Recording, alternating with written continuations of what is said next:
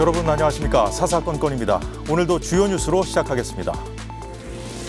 윤석열 대통령이 6개 부처 장관을 교체하는 인선을 발표했습니다. 취임 후 최대 폭입니다. 먼저 총선 출마가 예상되는 추경호 기재부 장관 후임으로 온 최상목 전 대통령실 경제수석이 지명됐습니다.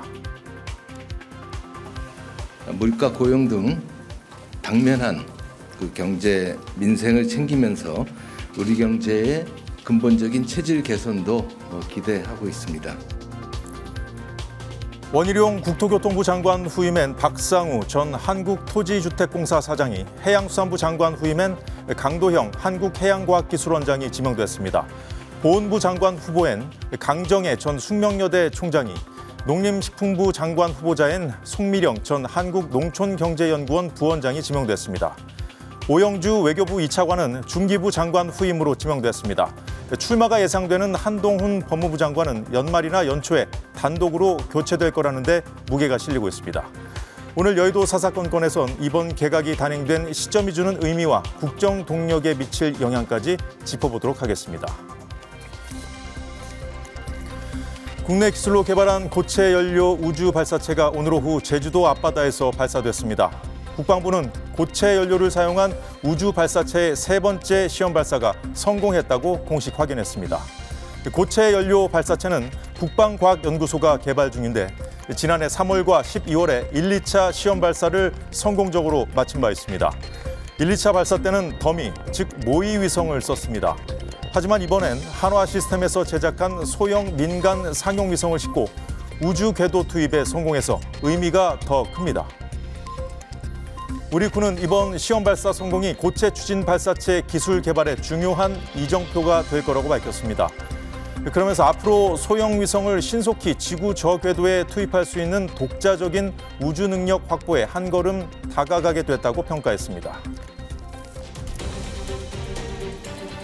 검찰이 더불어민주당 이재명 대표와 관련한 법인카드 유용 의혹에 대한 강제 수사에 나섰습니다. 수원지검 공공수사부는 오늘 오전 경기도청에 검사와 수사관 등을 보내 관련 자료를 확보 중이라고 밝혔습니다.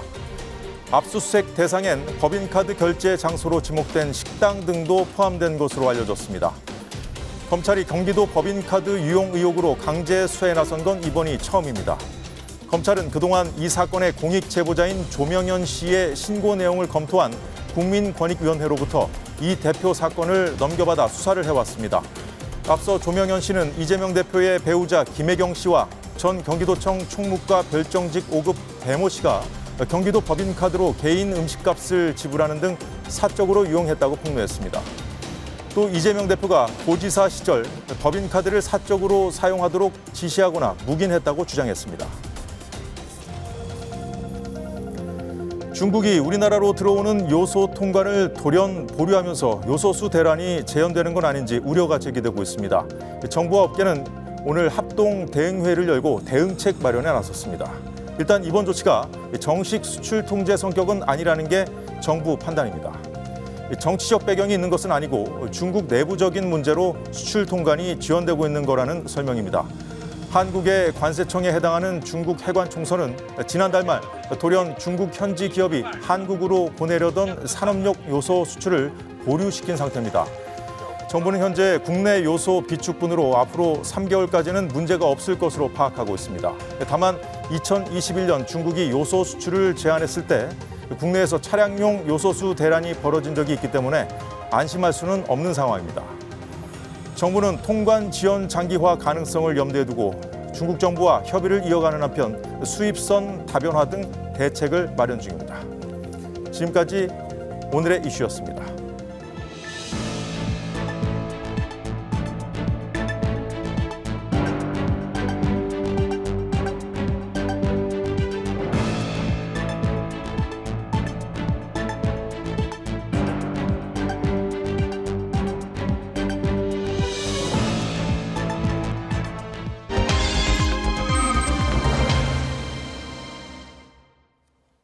네, 월요일 여의도 사사건건은 이 두 분과 함께하겠습니다. 윤희석 국민의힘 선임 대변인, 서영주 더불어민주당 상근 부대변인 나와 있습니다. 어서 오십시오. 네, 안녕하세요. 네, 윤석열 대통령이 오늘 6개 부처 개각을 단행했습니다. 총선 출마 가능성이 높은 기획재정부와 국토교통부, 국가보훈부 6개 부처 보훈부 등 6개 부처 장관을 교체했는데 윤희석 대변인께 먼저 여쭤보겠습니다.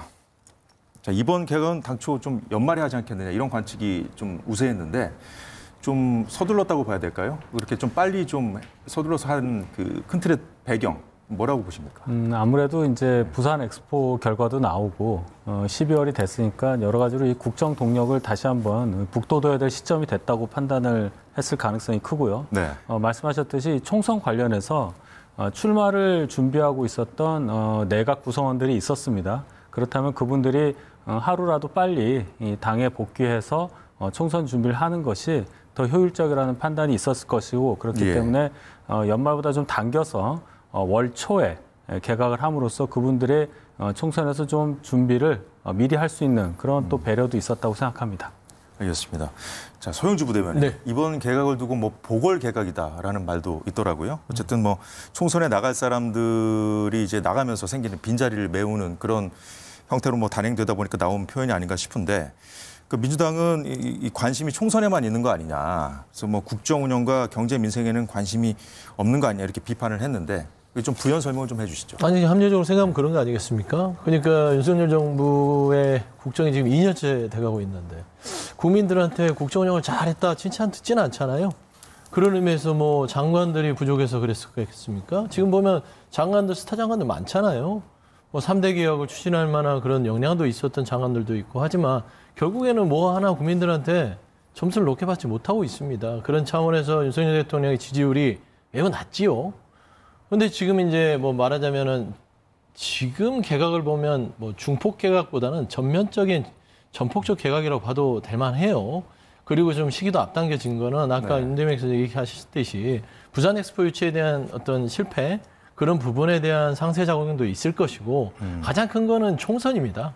그러니까 지금 이 윤석열 정부의 내년 총선은 윤석열 정부의 어떻게 보면 앞으로 나갈 것이냐 멈출 것이냐 기로에선 아주 명운을 건 어떤 한판 승부란 말입니다. 그러면 이 총선에 모든 역량을 집중을 해야 돼요.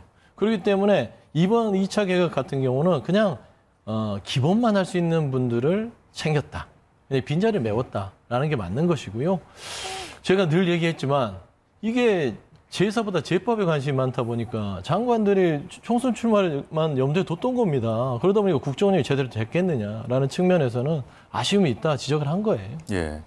뭐 장관들이 나간 빈자리를 메운 거에 뭐 그것이 뭐 더 큰 의미다 이렇게 평가를 해주셨는데 윤희석 대변인이 좀 반박을 우리나라에 해주시죠. 뭐 5천만이 되는 국가인데 인물이 그렇게 없느냐. 여당 해보셨으니까 아실 거예요. 그렇지 않습니다. 그 자리만 채우는 개각을 했을 리가 있겠습니까?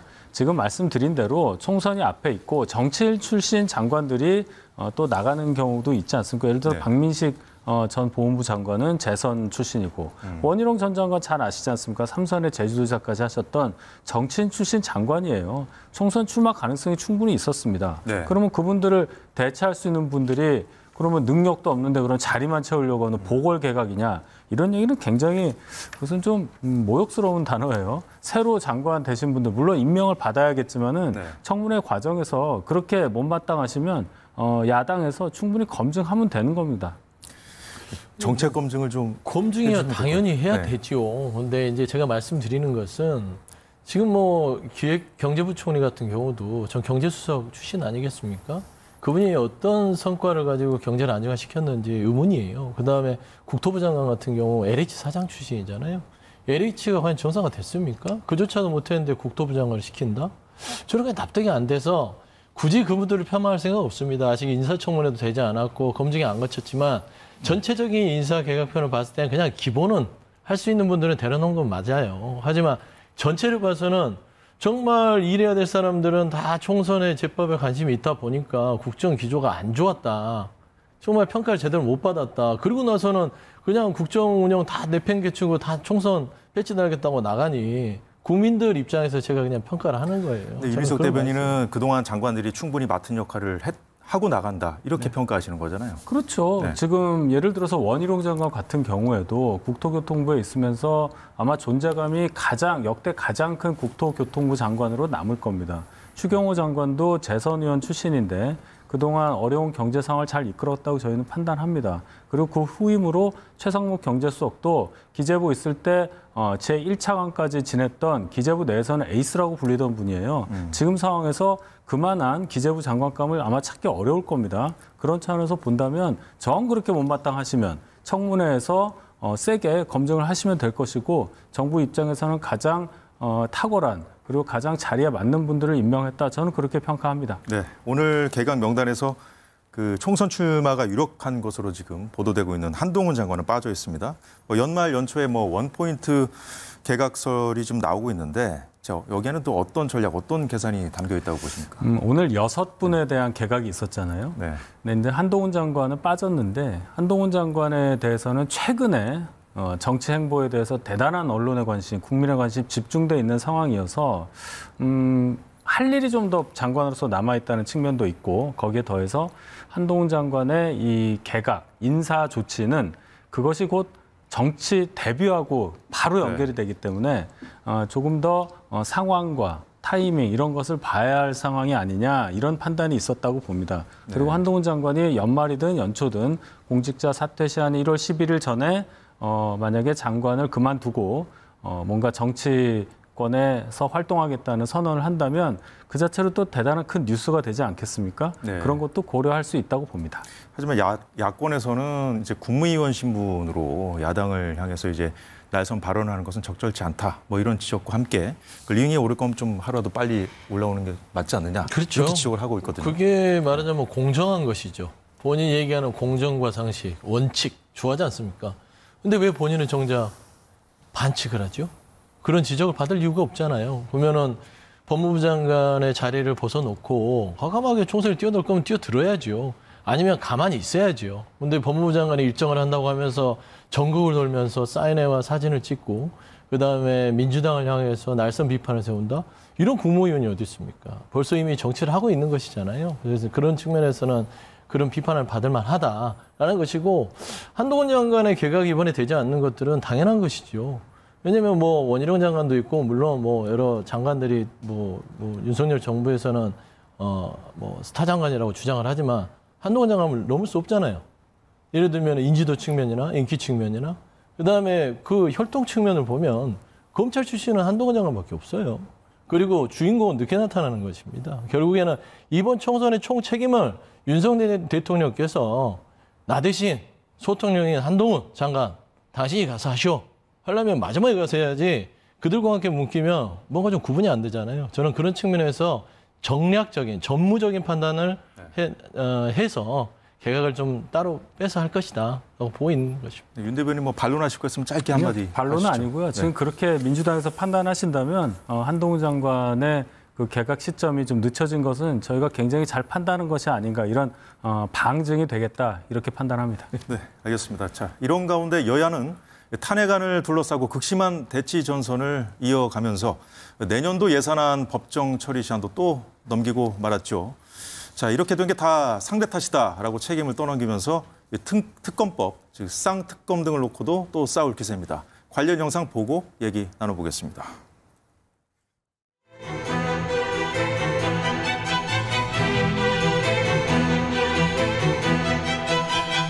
민주당은 예산안 처리 본회의를 비리방탄 본회의로 오염시키면서까지 올해도 예산안 처리의 법정 기한을 또다시 어겼습니다.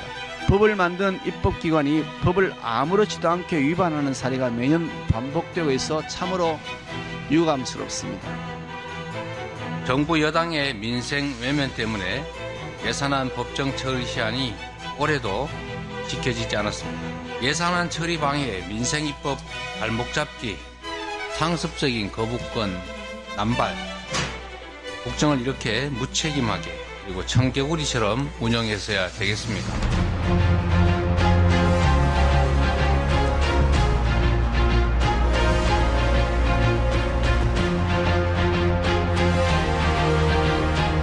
대통령께서 사표를 수리하자 제2, 3의 이동관도 모두 탄핵시키겠다고까지 말을 했습니다. 민주당은 여기에 멈추지 않고 탄핵안을 발의한 시점부터 사퇴를 원천 봉쇄하는 이른바 이동관 방지법을 발의하기로 했다고 언론 보도도 나오고 있습니다. 이쯤 되면 헌정 질서는 안중에도 없는 것은 아닌지 묻고 싶습니다. 저는 뭐 8일이라고 단정하지 않겠는데 정기국회 이내라고 말씀을 드렸습니다. 그래서 네. 일단은 8일이 그 정기국회 내 마지막 본회의니까 가장 유력하고요. 그 시기에 아마 8일부터 한 10일 정도까지 8일, 9일 연달아 아마 정기국회에 가능성도 있습니다. 왜냐하면 그 예산안 처리를 막바지 해야 되기 때문에 그 시점 어딘가에서는 저희들도 추진할 생각입니다.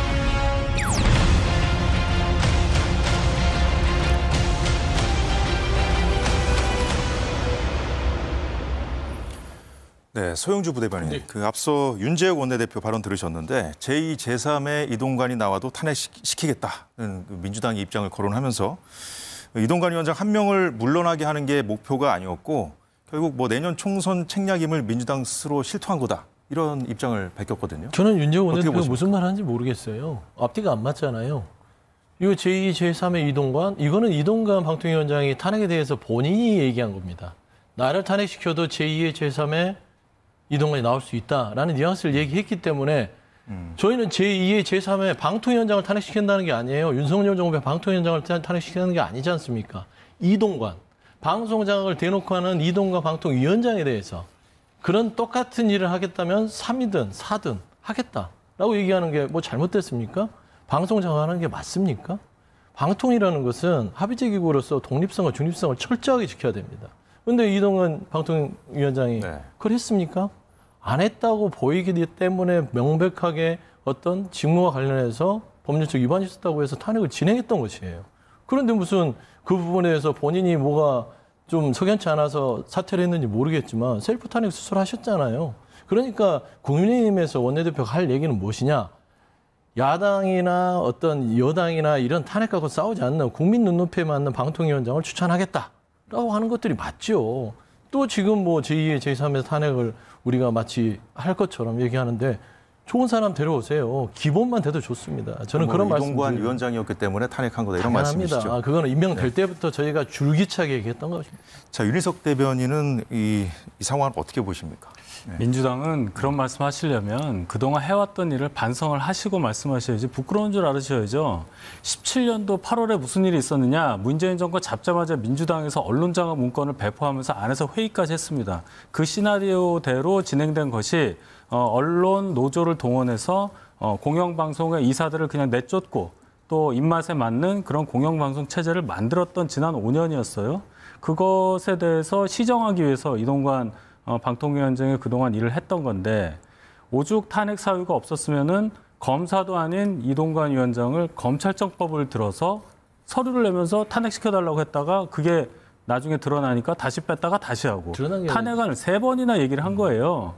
제대로 탄핵이라는 것에 대해서 진지하게 고민을 했다면 그런 일은 없었겠죠. 그러니까 민주당에서 자꾸 탄핵이라는 단어를 쓸 만큼 의석수가 많은 건 저희가 인정을 하는데 그 의석수를 제대로 좀 써달라. 나라가 그렇게 한가한 상황이 아니다. 이 말씀을 먼저 드리겠습니다. 그러니까 저는 이제 검찰청법을 뭐 잘못 오게 했다. 이건 실무자의 실수지. 그게 탄핵안의 본질과는 다르다라는 말씀을 드리고 말씀한 대로 국정이 정말 녹록치 않습니다.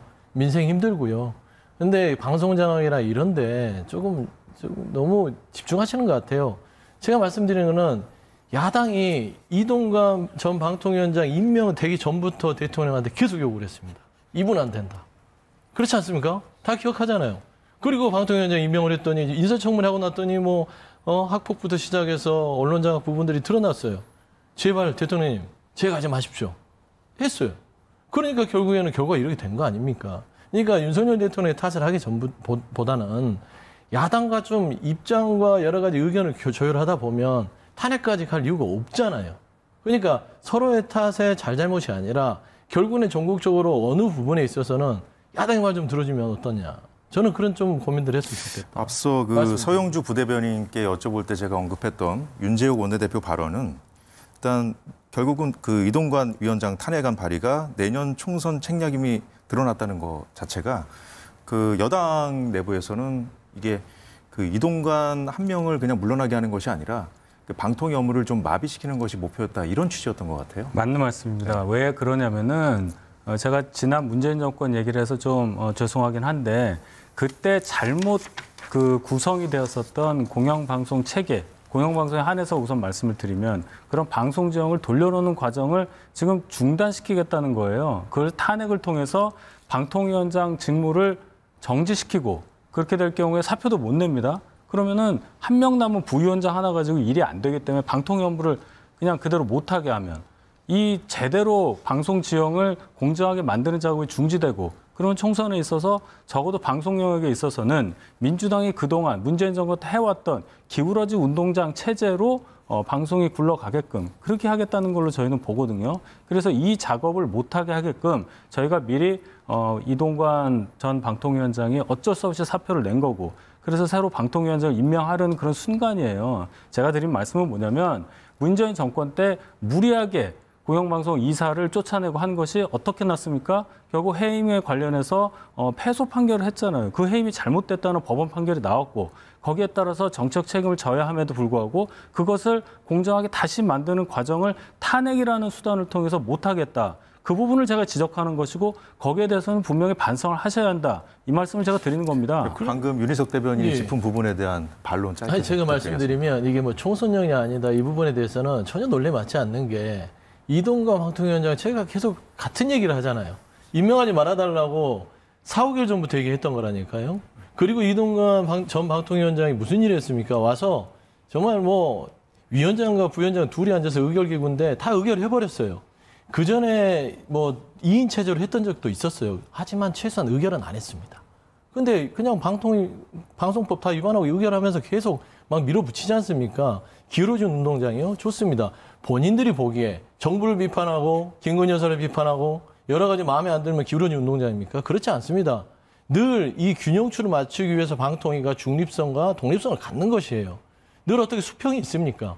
언론에서는 말하자면 진보적인 어떤 성향의 시각도 있을 것이고 보수적인 성향도 있는 것이에요. 그게 양 날개를 잘 맞춰서 가는 것이지 모든 게 보수적이고 현 정부에 대해서 찬양을 해야만 그게 기울어진 운동장이 바로 맞느냐. 그 부분에 대해서는 저는 강제성이 들어가면 안 된다. 그 얘기를 하는 것입니다. 맞습니다. 반성하는 부분은 잘못된 부분에 있으면 반성을 해야 되지만 지난 부분이 그렇게 잘못됐다고 해서 나도 할 거야.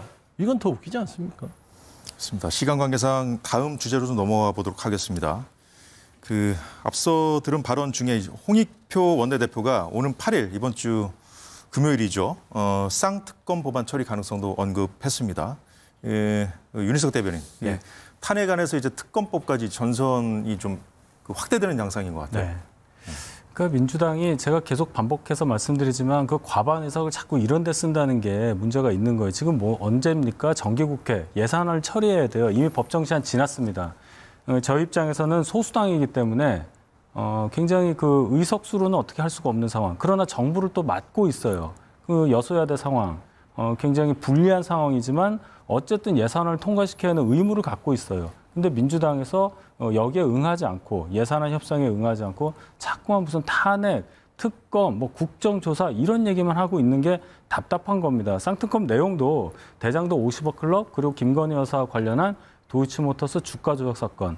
대선 때부터 수십 번 얘기를 했습니다. 도이치모터스 사건은 문재인 정권 때부터 2년 가까이 수사를 했었고 거기서 기소할 수 있는 이유가 없어서 기소가 안 된 것인데 특검을 하면 뭐가 또 나오겠습니까? 그리고 대장도 50억 클럽 관련해서도 여러 얘기를 했습니다. 그동안 수사 과정이나 이런 거. 특검을 동원할 이유가 없다. 물론 특검을 통해서 뭔가 특검안을 통과시켜서 대통령한테 압박을 가한다. 또다시 제2요구권을 발동하는 것에 대한 정책 부담을 주겠다는 의도는 알겠으나 지금 나라가 그렇게 한가한 상황이 아니라는 것을 저는 다시 강조하고 싶습니다. 이동관 위원장 탄핵안이 이제 사퇴로 인해서 이제 폐기가 됐고 그래서 그 이후에 이제 쌍특검법에 좀 속도를 내면서 전선을 유지하려고 하는 거 아니냐 이렇게 보는 시각에 대해서 어떻게 그러니까 그건 논리가 안 맞죠. 이동관 전 방통위원장 탄핵 부분과 쌍특검 부분은 아주 시차가 많이 차이가 납니다. 네. 이제 쌍특검 관련해서는 패스트트랙을 걸어놓은 게 한 4, 5개월 전에 걸어놨고요. 이제 와서 돌아온 것이잖아요. 그럼 이게 뭐 어떻게 연관성이 있습니까? 상식적으로 그렇지 않잖아요. 쌍특검 부분은 홍익표 원내대표가 본인도 얘기를 하셨어요. 12월 안에는 처리를 하겠다. 라는 것은 이미 시한이 돼 있던 부분이고 이게 무슨 이동관 방통위원장 탄핵이 이분이 갑자기 그만둘 줄 알았습니까? 그러니까 관련성이 없잖아요. 생각해보면. 그래서 연관이 있는 거는 무리수가 있고요. 네. 쌍특검 두 가지만 좀 말씀드리면 대장동 50억 클럽은요. 주요 핵심은 그겁니다. 곽상도 전 의원이 본인의 아들을 대장동 일당의 회사에 취직시켜서 퇴직금으로 50억을 받았어요. 그런데 검찰이 어떻게 기소했는지 모르겠는데 재판부에서 무죄를 내립니다. 아니 국민들이 의아해합니다. 이게 말이 되나? 퇴직금이 50억이란 말이야 젊은이가? 그러면 청년들은 뭡니까? 야 나는 이렇게 열심히 하는데 퇴직금 50억을 아버지 잘못 만나서 50억 못 받나? 이런 부분들에 있어서 국민적 의혹이 높기 때문에 이 부분을 수사하자 했는데 검찰이 제대로 못하니까 특검하자 되는 거예요. 거기에 박영수 특검 최근에 특검한다니까 검찰이 뒤늦게 부랴부랴 수사해서 구속시키지 않습니까? 이런 겁니다. 그다음 두 번째 김건희 여사 특검 도이치모터스 주가 조작 문재인 정부에서 수사를 했다고 전 치더라도 재판 과정에서 드러났지 않습니까? 관련성이 있으면. 그래서 지금 검찰에서 배당 검사가 있습니다. 수사 안 하고 있어요. 그렇기 때문에 공명정대하게 하자라고 해서 검찰이 수사를 안 하니까 살아있는 권리 못 하니까 그러면은 특검해야 되겠다라고 하는 것이에요. 이거는 김건희 여사를 위해서도 윤석열 대통령을 위해서도 해야 됩니다. 이거 털어내야 본인도 편하실 거 아니에요? 거기다 최근에 김건희 여사 명품백 사건 있지 않습니까? 영상이 나왔잖아요. 명품백 자꾸 이런 걸 가져오셔서 받았던 영상이 있어요. 그런 부분도 국정조사나 특검에 포함시킬 수 있으면 포함시켜야죠.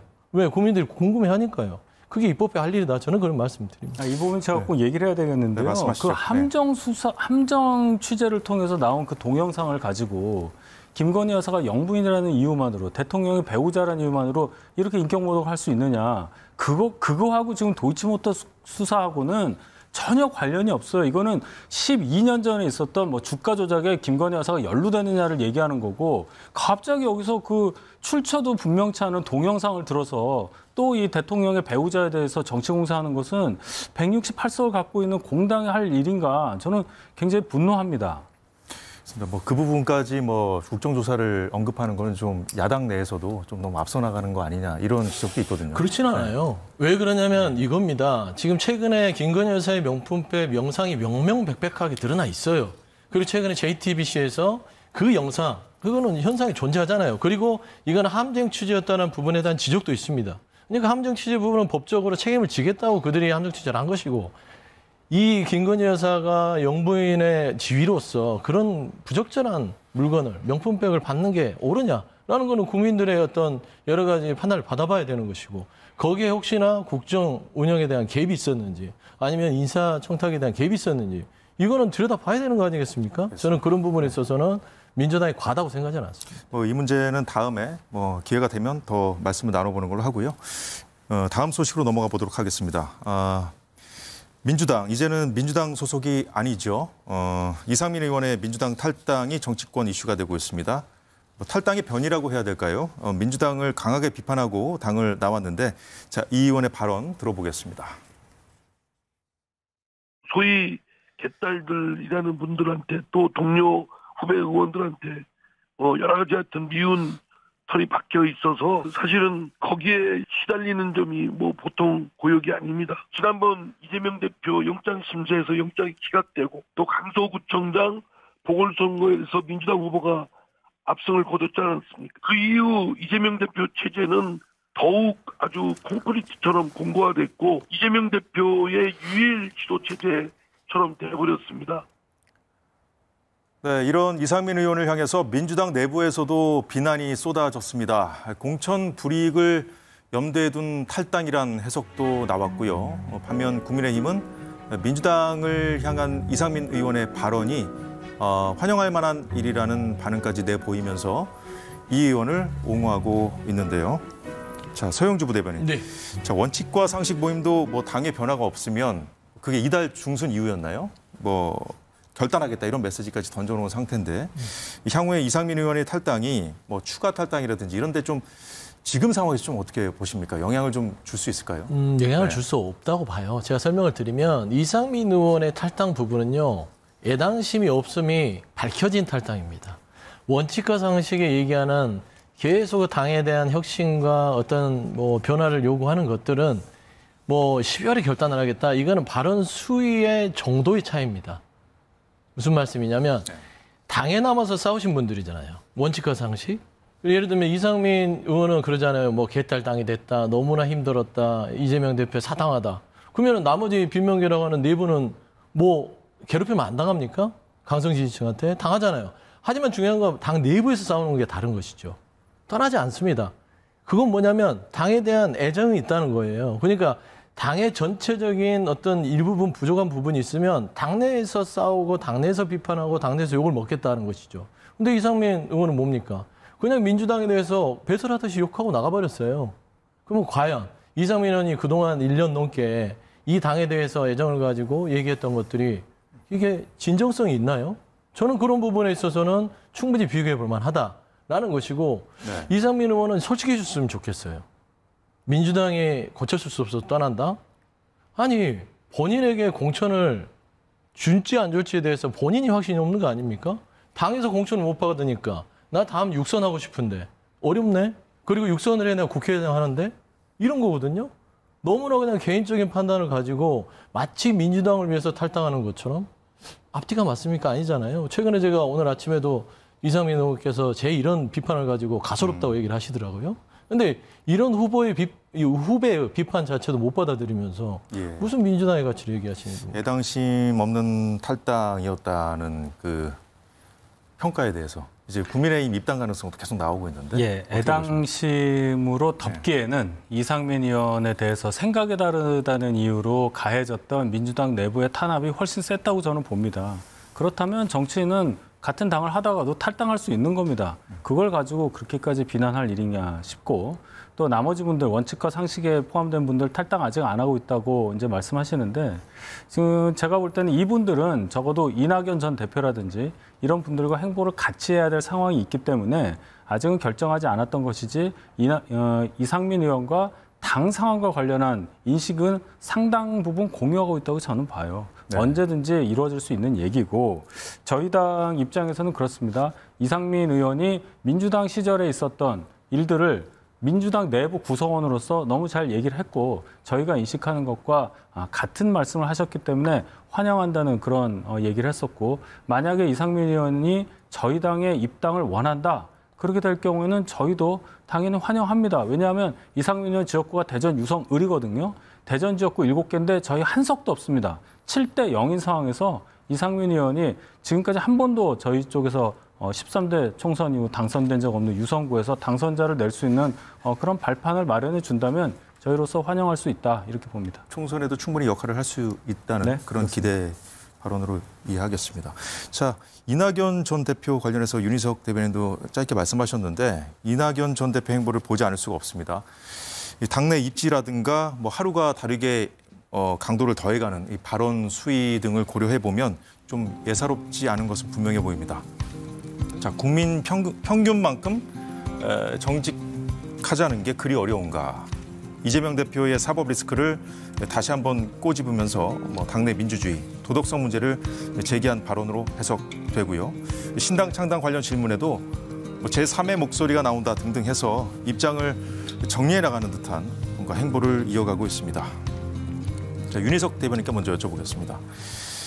지금 그 이낙연 전 대표도 사실상 이 정도면 그 링 위에 반쯤 몸을 걸친 거 아니냐 이런 얘기까지 나오는데 그래서 이런 흐름들이 계속되면 이재명 리더십에도 균형이 생길 수밖에 없는 거 아니냐 이런 관측이 나오고 있거든요. 그렇습니다.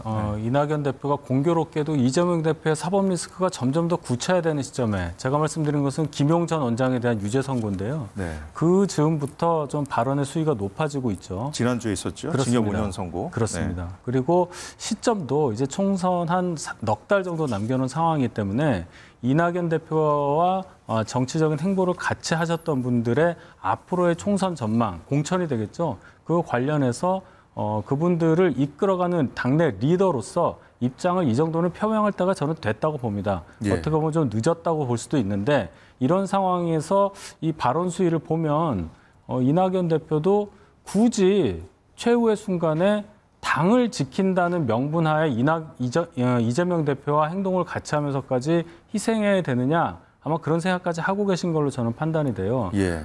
상황을 봐야 되겠지만은 이재명 사당화가 계속되면 이낙연 대표도 모종의 큰 결단을 할 수 있으리라 저는 그렇게 판단합니다. 뭔가 뭐 당을 나갈 때 보면 보통 요구 사항 같은 거를 좀 던져놓고 시한을 두고 좀 기다렸다가 나가거나 뭐 그러지 않습니까?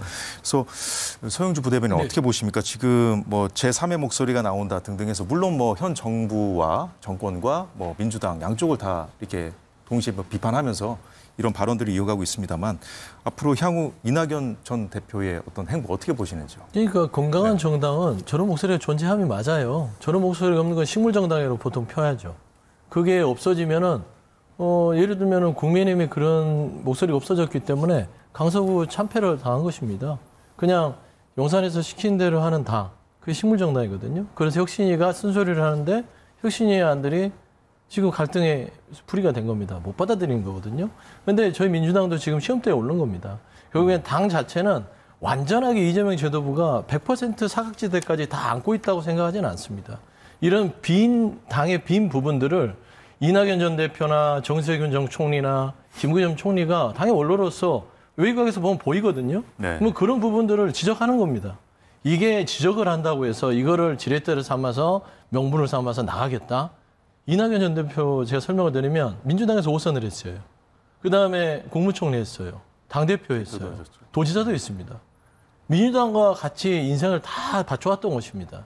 단순히 지금 현재에 있어서 주류와 비주류다? 그런 걸 가지고 당을 나가실 분이 아니잖아요. 그리고 당대표는요. 총선이 끝나고 나면 총선의 결과에 따라서 어떻게 될지도 모르고요. 영구집권이 불가능한 게 정당입니다. 그런데 무슨 지금 와서 이 오랫동안 자기의 삶을 바쳤던 민주당을 떠나겠습니까? 지금은 당이 내년 총선에 이기기 위해서는 그런 빈자리를 다 메꿔서 똘똘 뭉쳐야만 이길 수 있다. 라는 얘기를 하고 있다라고 저는 보고 있고요. 예. 이 부분을 과도하게 지금 이재명 지도부에 쓴소리를 한다고 해서 이거를 뭐 툭툭 던지면서 못 받아주면 나간다. 그런 좀 1차원적으로 분석하는 건강한 정당이기 때문에 이런 쓴소리가 나올 수 있다. 이 사각지대를 메우는 말씀이신데. 소리들이 이제 생겨나요. 총선도 되면 그런 소리들이 당연히 있어야 되고. 이상민 의원은 뭐 고쳤을 수 없다. 뭐 이렇게 진단하지 그분은 제가 말씀드렸잖아요. 개인적 욕심 때문에 나가는 거라고요. 그분이 제가 말씀드리면 아니 존경하는 선배지요. 5선까지 하셨는데 그동안 쓴소리한 건 제가 그렇게 폄하하지는 않았습니다. 그런데 당에 나와서 쓴소리를 했다면 제가 이런 말까지 하겠습니까? 나머지 당에 나와서 쓴소리한 분들은 무슨 당이 있고 싶어서 있겠습니까? 개딸들에게 그렇게 인격적 모독을 당하는데 그 차이예요. 알겠습니다. 예. 자, 국민의힘 혁신위 상황도 좀 살펴보도록 하겠습니다. 사실 오늘은 그 인요한 혁신위원장이 지난주에 이른바 중진 희생 혁신안을 정식으로 의결하면서 지도부를 향해서 답변을 달라 이렇게 제시했던 답변 시한이었습니다. 하지만 오늘 당 최고위원회에 해당 혁신안은 안건으로 아예 상정되지 않았습니다. 인요한 위원장의 총선 공천관리위원장 추천 요구도 묵살당했다고 여겨지는 분위기입니다. 그런데 오늘 최고위는 혁신안을 상정해달라는 혁신위 요청이 없었다는 입장을 냈고 혁신위는 그게 또 사실이 아니라고 반박하는 상황이 벌어졌습니다. 자, 윤희석 대변인. 네. 혁신위가 이렇게 뭐 계속 뭐 묵살되고 이러다가 유야무야 되는 거 아니냐 이런 얘기들이 나오는데 어떻게 봐야 됩니까? 일단 오늘 그 혁신위의 의결안이 상정이 되지 않아서 이제 그런 또 관측이 힘을 얻고 있는 모양새인데요. 일단 그것은 절차상의 문제라고 봐야 해요. 당에 사무처가 있고 거기에서 일을 처리해서 안건화가 되고 그것이 이 보고서 형태로 문서 형태로 최고위 회의석상에 올라와야 하는 거거든요. 그것이 이루어지지 않았습니다. 그것이 저희가 뭐 거부했다 이게 아니라 그 사무처의 요청 사항이 뭐냐면 종합적으로 다 정리해서 갖다 달라 한꺼번에. 그러니까 건건이 올리지 말고 여러 개를 한꺼번에 모아서 갖다 달라. 그래서 혁신위에서 그렇게 하겠다고 답이 왔기 때문에 오늘 뭐 혁신위에서 임의로 설정한 답변 시한이라고는 하지만 최고위원회에 정식으로 올라오지 않았다. 그래서 최고위원회에서 적어도 지도부에서는 거기에 대해서 뭐라고 답변을 할 만한 근거가 없다. 저희는 혁신위의 의견을 언론 보도를 통해서만 알고 있지 실제적으로 정식 문건으로 받아본 게 없습니다. 거기에 어떤 내용이 들어가 있고 어떤 수위의 단어가 있을지 모르기 때문에 답변을 할 수가 없는 거예요. 그런 상황이 있다고 먼저 설명을 드리겠습니다. 7일 날 회의가 또 있는데 어떻게 보십니까? 아직 일단 저희가 7일 아침에 9시에 회의를 하거든요. 최고위원회의를. 혁신위는 한 10시 반쯤 합니다. 그래서 아마 혁신위원회 위원 한 분이 그동안 쭉 오셨는데 7일에 있을 혁신위 회의와 관계없이 지금까지 논의된 사항을 정리해서 최고위원회로 가지고 오시지 않을까 뭐 이런 예상을 해볼 수 있습니다. 알겠습니다. 이제 7일까지 상황을 좀 봐야 될 것 같은데 소영주 부대변인이 보시기엔 밖에서 보시기에는 네. 일단 지금 뭐 조기 해체설 계속 나오고 있고 또 뭐 비대위 전환설도 얘기 나옵니다만 이건 비대위로 전환하라 요구하는 것도 뭐 어쨌든 요구는 할 수 있지만 당 지도부가 결단해야 될 일 아니겠습니까? 그렇죠. 앞으로 이 여당 혁신이 어떻게 될 거라고 보십니까? 뭐 내부 사정은 윤희숙 대변인이 잘 아시겠지만 이제 표면상으로 봤을 때는 기본적으로 김기현 2기 지도부가 들어섰을 때는 혁신을 조건으로 이거를 체제를 유지해 준 거란 말입니다. 통상 같으면 강서구 참패하면 김기현 대표 사퇴를 해야죠. 그런데 예. 사퇴를 보류하고 2기 체제로 가면서 혁신을 통해서 혁신을 들어서서 혁신을 통해서 뭔가 보완을 하고 뭔가 좀 신기일전하겠다라는 뜻에서 혁신이 생겼는데 예. 잘해왔는데 결과물이 없어요. 열매가 없어요. 특히나 수도권 험지 출마 부분에서 요구했을 때 다 묵묵부답이고 다 반란을 했단 말입니다. 그런 의미에서 혁신이는 힘이 빠져버렸고 최근에 오죽했으면 공천위원장 달라고 그랬지 않습니까? 그런 부분에 있어서 김기현 대표가 2시간 만에 묵살해버렸잖아요. 그건 뭐냐면 이제 혁신이 역할 다 했으니까 그만하셔라는 것이고 월요일 날 오늘 안건이 올라오는 이런 뭐 서로 간에 오해가 있었던 것들은 혁신위원 지도부가 이제 소통 자체가 조금 막혀 있고 예. 그다음 목요일 날 다 정리해서 와라 그것은 정리해서 추려서 결정한 다음에 예. 이제 혁신위는 문 닫으십시오 하는 말이라고 저는 이해가 됩니다. 예, 이번 주 후반에는 뭐 그 여당 혁신이 향배를 좀 가늠해 볼 만한 상황들이 좀 펼쳐질 것도 같은데 좀 지켜보는 걸로 하시죠. 자, 오늘은 시간 관계상 이 정도로 정리하겠습니다. 지금까지 서영주 더불어민주당 상근 부대변인, 윤희석 국민의힘 선임 대변인이었습니다. 고맙습니다.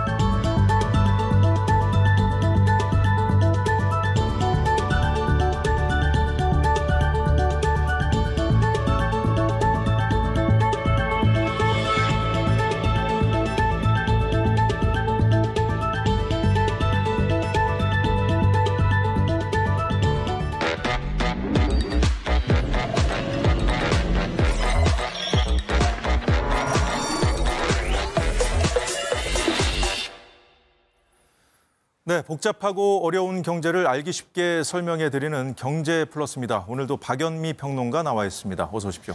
안녕하세요. 네. 자, 오늘 주제는 뭡니까? 오늘은 내년도 우리 경제가 어떤 향방을 보이게 될 것인가 조심스럽게 한번 전망을 해보겠습니다. 아, 그래요? 네. 우리 모두 뭐 다 가장 궁금해할 만한 네. 주제 같은데 또 한편으로 또 듣기 전부터 좀 마음이 좀 무거워지는 그렇죠. 그런 주제 같습니다. 자, 한국은행이 내년도 경제 성장률 전망을 발표했죠. 내년 경제를 좀 한 줄 평으로 좀 해주신다면요. 한국은행이 올해보다는 낫다. 올해보다는 그런데 낫다.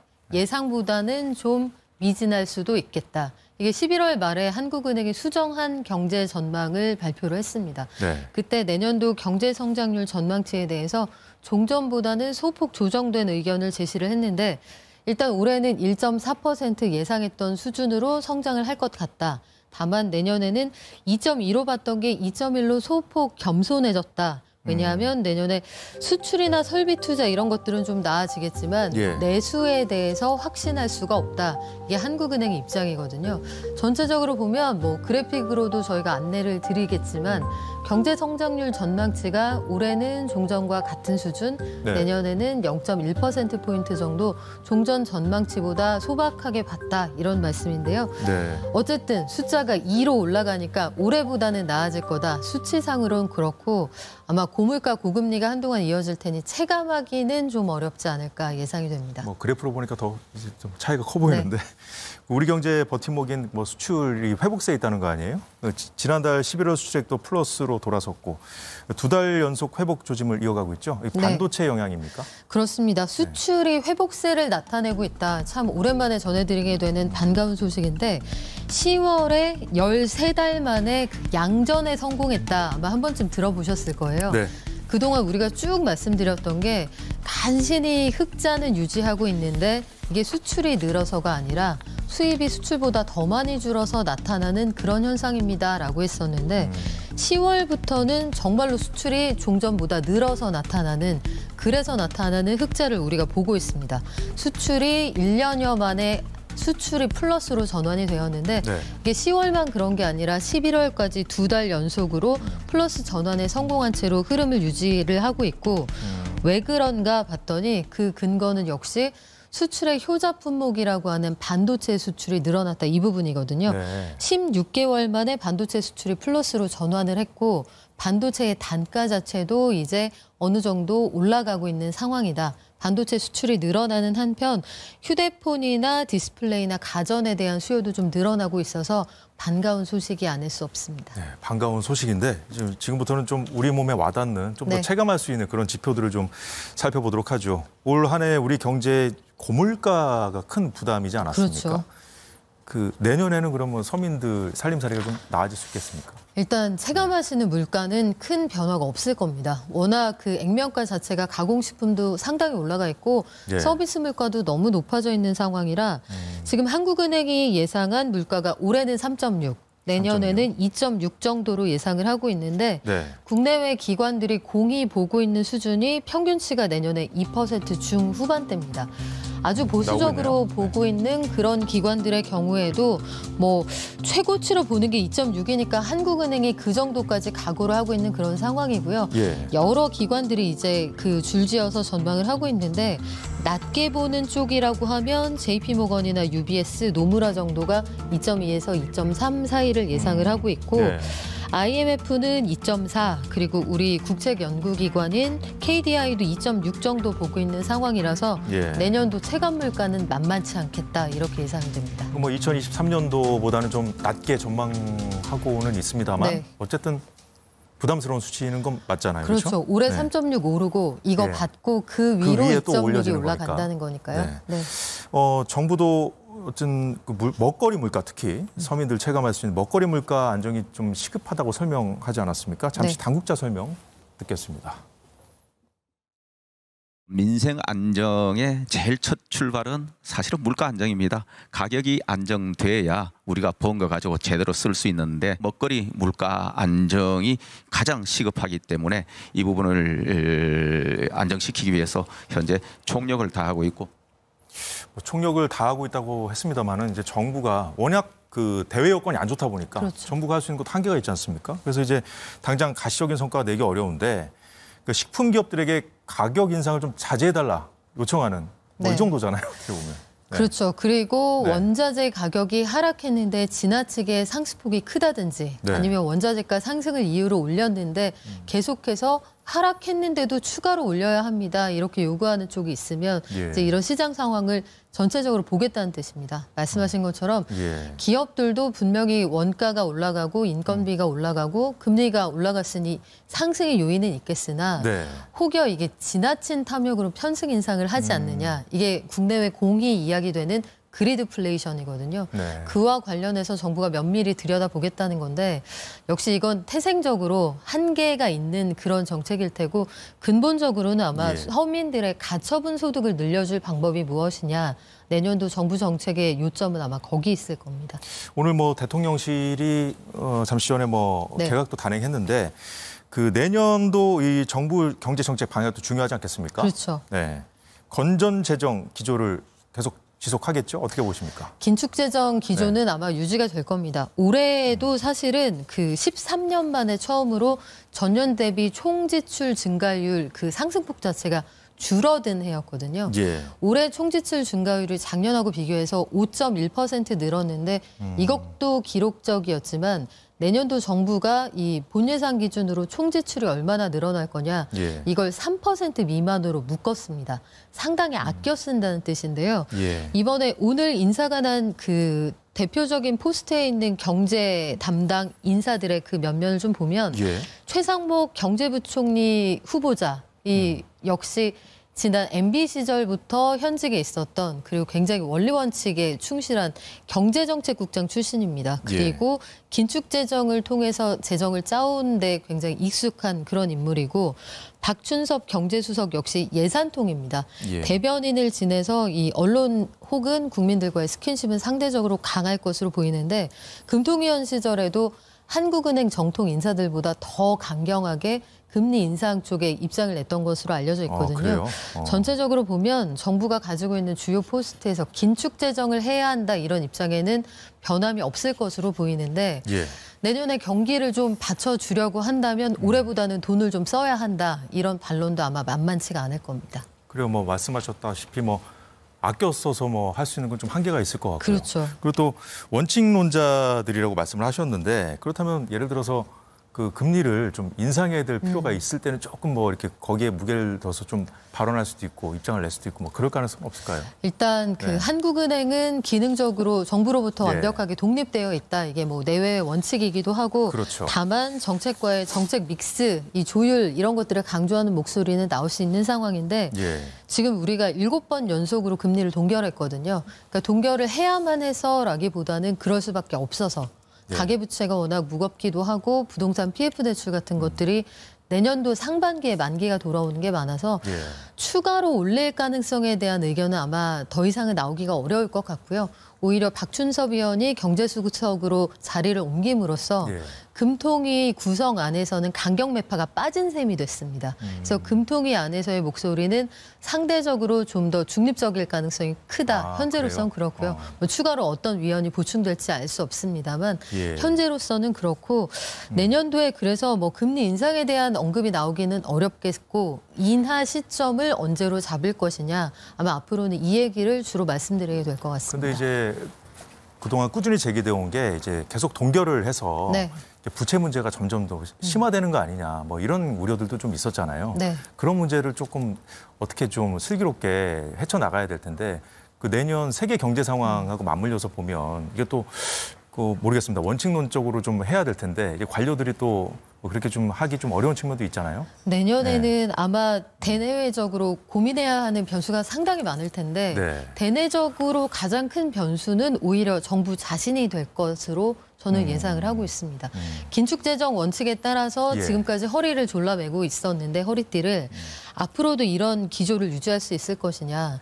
지금 2%대 성장의 그 기저가 되는 건 수출이 예. 받쳐준다는 뜻인데 네. 여기에서 만약에 내수가 너무 사라진다. 민간 소비가 생각보다 안 나온다고 하면 민간이 돈을 안 쓰면 예. 돈이 나올 곳은 정부밖에 없거든요. 근데 정부 지출의 기여도가 올해는 1, 2분기 모두 마이너스였습니다. 정부도 지금 아껴 쓰는 그렇죠. 상황이라면서요. 그래서 GDP에서 정부 지출이 차지하는 기여도가 마이너스였다는 건 GDP 성장률을 계산할 때 정부가 끌어내렸다는 뜻이거든요. 예. 3분기 0.2%포인트 기여한 것으로 나오긴 했습니다만 3분기 전체 성장률이 0.6에 그쳤으니까 내년에는 정부가 역할을 좀 해야 한다. 이런 목소리가 좀 커질 수 있는데 예. 경제의 주요 위치에 있는 분들은 기축재정을 지지하는 분들이거든요. 이걸 어떻게 조율해 나갈 것인가 하나 이 부분을 좀 관전 포인트로 보고 있고 금리 인하 시점에 대한 이야기도 나오겠지만 대외적으로도 예. 미국의 대선이 있고요. 유럽에서는 유로존의 물가 상승률이 가장 최근에 나온 상승률을 보면 좀 떨어졌다. 그런데 프랑스의 올림픽이 있고 유로 2024가 또 진행이 됩니다. 이게 내년도 여름에 펼쳐질 그런 이벤트들인데 그렇다면 물가는 좀 떨어졌고 대형 스포츠 이벤트들이 계속 열린다면 우리 주요국들의 경기는 좀 살아날 것이다. 또 이런 것들을 기대하면 또 수출이 늘어날 거다. 이런 기대를 좀 해볼 수가 있고요. 그래서 복잡하게 예측하기가 고려해야 좀 하는 어렵겠군요. 변수가 많습니다. 네. 그 내년도 그러면 네. 부동산 경기는 어떻게 되는 겁니까? 가장 관심 있게 좀 보실 것 같은데. 부동산 경기는 사실 정부 정책 의지에 따라서 변화하는 부분이 상당히 크다고 보거든요. 네. 그러니까 지금도 부동산 경기가 추석 이후에 고꾸라진 데에는 정부가 가계대출이 지나치게 빠른 속도로 늘어나고 있다라고 판단을 해서 여러 가지 정책자금 대출의 공급 그리고 민간의 50년 만기 대출 이런 것들을 중단시켰기 때문인데 네네. 만약에 지금 부동산 시장이 지나치게 빠른 속도로 냉각되고 있다라는 목소리가 나온다면 내년에 그 신생아 특공, 신혼부부에 대한 특공 이런 것과 맞물려서 예. 정책자금 대출이 신설될 가능성도 있어요. 이렇게 되면 정부 정책 의지에 따라 부동산은 좀 다른 모습을 보일 수 있다는 생각이 들고 금리 인하 말씀을 드렸는데 예. 미국의 금리 인하 시점이나 그 유로존의 금리 인하 시점도 예상보다 좀 빠를 수 있다 이런 전망들이 있습니다. 그러면 그 분위기 보고 우리도 따라갈 테니까 하반기에는 극심한 양극화 속에서 사람들의 선호하는 지역은 좀 올라갈 여지도 있지 않을까. 예. 내년 하반기요. 그렇게 예상을 하고 있습니다. 알겠습니다. 일단 뭐 앞서 물가 얘기도 했지만 물가는 안 잡히고 뭐 침체도 우려해야 되는 상황 아니겠습니까? 내수 소비를 좀 진작해야 될 그 정부 책임도 있는 것이고요. 네. 역할도 필요한 상황이고요. 그 내년도에 한시적으로 뭐 신용카드 소득 공제를 뭐 확대할 전망이 있다. 뭐 이런 얘기가 있던데 이건 무슨 얘기입니까? 네, 이게 돈 좀 쓰란 얘기죠. 내수가 네. 실종되어 있어서 지금 너무 힘드니까 내년 카드 사용액이 만약에 올해보다 100% 플러스 5%, 그러니까 105%를 초과한다면 예. 초과하는 금액의 10%를 100만 원 한도로 추가 공제한다. 말이 되게 어려운데요. 예를 들면 이렇습니다. 올해 카드로 2천만 원을 긁었는데 예. 내년에 3,100만 원을 썼다라면 이 올해보다 그 105%를 초과하고도 1,000만 원 더 쓴 거거든요. 예. 이렇게 되면 여기서 10%인 100만 원을 추가로 소득 공제해주겠다 이런 뜻입니다. 근데 이 정도의 소비 여력이 있을 거냐 이제 이게 문제가 되겠죠. 알겠습니다. 네, 지금까지 내년도 경제가 어떻게 될지 박연미 평론가와 함께 전망해봤습니다. 오늘 말씀 고맙습니다. 네, 오늘 사사건건은 여기까지입니다. 내일 오후 4시에 다시 찾아뵙겠습니다. 고맙습니다.